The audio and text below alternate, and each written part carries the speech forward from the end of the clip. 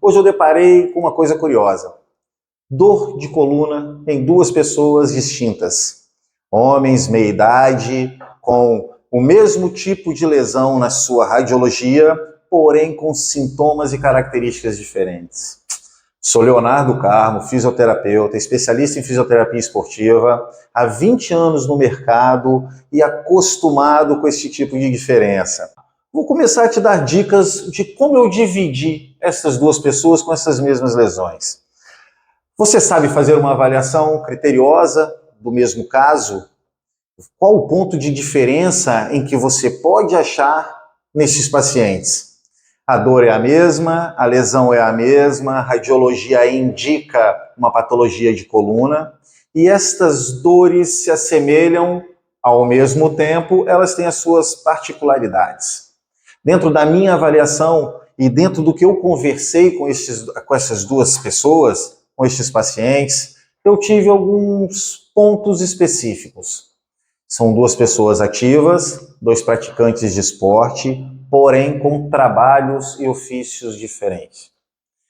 Um com a sua rotina, o seu dia a dia um pouco mais atribulado, um pouco mais ativo. A outra pessoa com características distintas. Uma pessoa magra, um pouco mais jovem, porém também com uma vida ativa. Nos dois casos foi recomendado repouso, diminuição da carga de atividade e até uma diminuição do trabalho. Mas não é isso hoje que a literatura e a ciência nos diz, né? As evidências científicas nos colocam que, neste momento, a atividade, o manuseio da dor, ela é primordial e essencial para que essas pessoas continuem tendo ou mantendo a sua vida normal. Nós temos que entender algumas coisas dessas pessoas, né?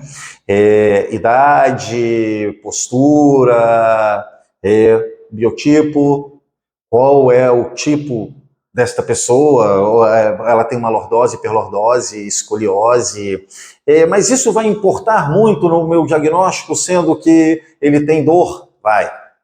Vai fazer diferença na postura em que ele fica no dia a dia, na sobrecarga que ele tem, na fraqueza de agrupamentos musculares que são essenciais para a manutenção da postura.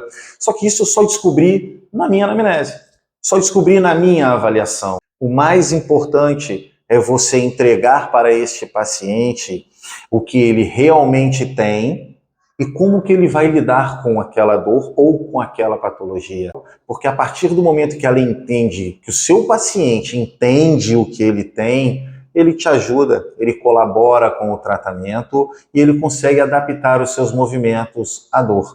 Você vai ter uma avaliação assertiva a partir do momento em que você seguir esse passo a passo de avaliação.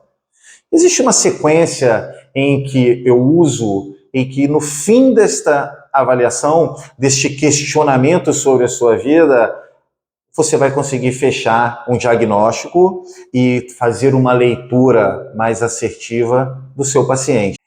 Desses dois casos, os dois tiveram o mesmo nível de respostas, num questionamento breve, num questionamento direcionado, mas a condução do tratamento, ela mudou no final da avaliação. No final, quando eu fechei o meu diagnóstico em cima daquela avaliação, o direcionamento dos exercícios e das técnicas foram distintas. Por fim, eu sei que os dois têm uma grande possibilidade de se livrarem das dores e cada vez mais eu tenho a certeza que essa avaliação, esse tipo de abordagem faz com que a gente tenha um melhor resultado e com isso, agenda cheia.